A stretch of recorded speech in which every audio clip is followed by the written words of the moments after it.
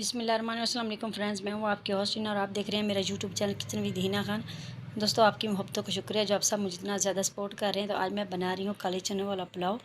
आधी प्याली मैंने डाल दी है एल की, 3 प्याज चौक की, अब इनको ब्राउन करूँगी। अब 2 चम्मच मैंने लहसुन अदरक के डाल दिए हैं और 2 टमाटर चौक किए हुए, इनको अच्छी तरह से भूनूँगी। अब इसमें मैं डाल रही हूँ 5 चम्मच सुरख मिर्च,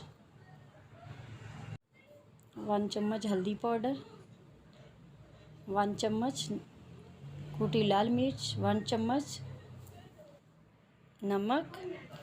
अब 2 मिनट मैंने अच्छी तरह से भून लिया। अब काले चने जो है ये देखें अच्छी तरह से मैंने गला के रखे हुए थे, तो अब वो मैंने डाल दिए हैं। अब इसमें मैं 1.5 किलो पानी का ऐड कर रही हूँ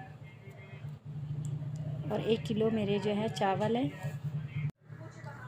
माशाल्लाह पानी जो उबलना शुरू हो गया। अब इसमें मैं चावल पहले धो के रखे हुए थे वो ऐड कर रही हूँ।